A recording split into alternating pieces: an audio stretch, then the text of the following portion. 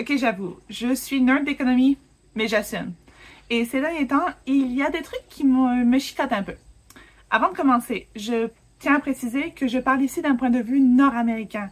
Je vis au Canada, donc je commente surtout ce que je vois et vis ici. Je ne prétends pas savoir exactement ce qui se passe en France, en Europe ou ailleurs. Donc, il y a quelques semaines, un gros concessionnaire automobile de ma région a fermé ses portes après plus de 50 ans d'activité, avec près de 3 millions de dettes. Et juste après, il y a eu la chute de Del Monte. Encore un gros nom, encore une fissure. Sans parler des coupures dans la santé et l'éducation. Tout ça en quelques semaines. Et l'immobilier? Ici, au Canada, le prix moyen d'une maison unifamiliale tourne autour de 500 000 $. C'est presque 10 fois le revenu individuel annuel moyen. Un demi-million pour une maison moyenne. Pour les loyers, c'est pas mieux. Un simple appartement de une chambre en banlieue, c'est facilement 1 300 $ par mois. Bref, je pense qu'on peut dire qu'on a un petit problème. Alors, qu'est-ce qui se passe? Est-ce que tout ça est lié? Et surtout, qu'est-ce que ça veut dire pour nous? Si vous allez sur YouTube ou les réseaux sociaux, vous allez tomber sur des titres dramatiques, sensationnalistes, effondrement total, chaos économique, crise mondiale, la fin du monde tel qu'on le connaît. Personnellement, je préfère prendre un petit peu de recul. Regardons ce qui se passe, pourquoi c'est important, explorons les scénarios possibles pour les mois et années à venir. Pas de panique, juste un peu de perspective. Alors, est-ce que ça peut s'aggraver rapidement? Et si le prochain choc ressemblait à 2008, mais en pire? Un matin, tu te réveilles et pouf, une grosse banque ou un géant de l'immobilier s'effondre. Les gens n'arrivent plus à payer leurs dettes, le crédit se fige et effet domino. Sauf que cette fois-ci, ce n'est pas juste l'immobilier ou la finance, c'est tout, l'alimentation, l'énergie, les infrastructures. Et comme les États sont déjà surendettés, faut pas trop compter sur les gros plans de sauvetage qu'on a vus en 2008. Mais bon, tout n'est pas perdu.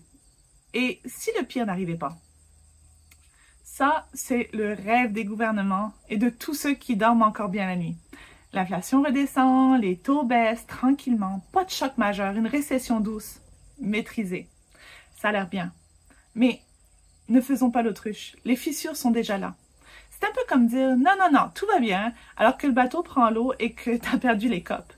Mais il y a toujours cette petite possibilité que tout s'écroule et ce serait pas joli à voir. Ok, c'est peu probable, mais pas impossible, surtout si on perd la confiance dans les monnaies, comme le dollar canadien, le dollar américain ou encore l'euro. Les chaînes d'approvisionnement s'effondrent, le chômage devient massif. En 1929, par exemple, c'était un mélange explosif, le nationalisme, inégalité extrême, tension politique, et le Dust Bowl n'a vraiment rien aidé. Depuis, on a mis des pare-feux, on a appris nos leçons, enfin, normalement. C'est quoi déjà l'expression? L'histoire ne se répète jamais? Ok. J'avais promis pas de scénario de fin du monde, mais que voulez-vous? Prepper un jour, prepper toujours. Non, c'est pas de la paranoïa. J'ai pas encore fait mon chapeau d'aluminium, mais j'y pense. Je préfère juste être prête, juste au cas où. Maintenant, regardons un petit peu si ce ne serait pas un choc brutal, mais plutôt une descente lente, silencieuse. Un peu comme dans les années 70, mais un petit peu plus collant. Les prix restent élevés, l'essence, l'épicerie, les logements. Il y a des pertes d'emplois dans les services, la vente, les PME. Les gens qui travaillent à temps plein n'arrivent pas à joindre les deux bouts. Les conséquences, la classe moyenne s'effondre, les petites entreprises ferment, les grosses entreprises prennent encore plus de place. Ce n'est pas un crash, c'est une érosion, une asphyxie économique lente. Et franchement, ça ne vous rappelle pas un peu ce que l'on vit déjà? Un effilochement lent avec des chocs soudains. Une panne électrique ici, une faillite par là, une banque alimentaire débordée. Ça semble aléatoire, mais ce sont des symptômes. Puis, il suffit d'un déclencheur.